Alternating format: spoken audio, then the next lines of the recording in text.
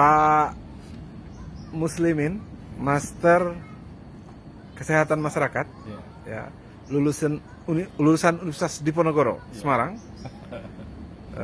Gimana pendapat Bapak tentang corona yang begitu horor? Padahal seperti kita tahu corona itu kan hanya bisa menular dari droplet. Artinya dari bersin, percikan air ludah. Bersin dan percikan air ludah. Gimana? Coba Bapak jelaskan dari sudut kesehatan, karena Bapak itu master di kesehatan masyarakat. Okay. Apa? MKM ya Pak ya? MKes ya. Jadi kita harus mengedukasi masyarakat bahwa virus corona itu sebetulnya tidak berbahaya. Yang berbahaya itu penyebarannya, karena sangat cepat dan masif tadi. Kalau virus coronanya itu lemah, satu, dia tidak tahan oleh panas. Kedua, dia akan hancur oleh sabun. Tidak perlu hand sanitizer, sabun sunlight pun cukup, atau sabun krim. Jadi corona itu tidak berbahaya selama dia tidak masuk dalam saluran pernapasan kita, karena dia butuh media tempat hidup yang lembab dan gelap. Terus kenapa setiap orang yang kena corona kesannya harus mati gitu loh? Nah, ini kesalahan lagi pemberitaan. Media mendramatisir bahwa kesannya kalau kena corona orang itu satu aib, saya bilang tadi. Kedua, kayaknya akan mati. Padahal corona itu kalau kena ada namanya masa inkubasi yang 14 hari.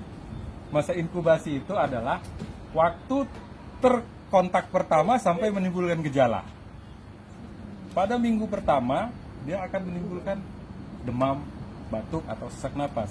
Tapi pada minggu kedua itu tubuh mengeluarkan imun, kekebalan. Karena tubuh manusia diciptakan sedemikian rupa sama Tuhan. Dia mengeluarkan kekebalan, ke-8, ke-9, ke-10 itu mulai sembuh total, ke-14. Sehingga nggak ada yang perlu ditakutkan. Corona ini virus yang biasa, nggak beda sama virus flu. Kalau dia didramatisir ya jadi menakutkan. Yang rentan terhadap virus corona ada 3. Pertama, usia lanjut, lansia, 70 ke atas. Jadi yang di rumah saja itu lansia ya? Ya. Dan bukan anak sekolah atau pegawai negeri TNI Polri, bukan? Yang kedua, balita, ya. Bayi di bawah 5 tahun. Itu sama, sebabnya kenapa? Daya tahan tubuhnya masih lemah, masih labil, belum stabil. Lansia gitu juga, daya tahan tubuhnya yang lemah. Yang ketiga, orang yang mempunyai penyakit kronis, entah itu TBC, entah itu hepatitis, entah itu liver, entah itu ginjal, yang menahun. Nah, itu yang berbahaya. Jadi kalau buat orang yang tidak punya penyakit kronis, tidak punya, bukan lansia dan balita, saya rasa aman-aman saja. Kenapa harus di rumah saja?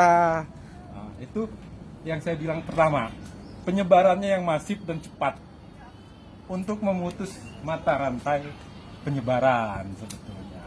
Ya, itu bisa diterima, bisa tidak kebijakan.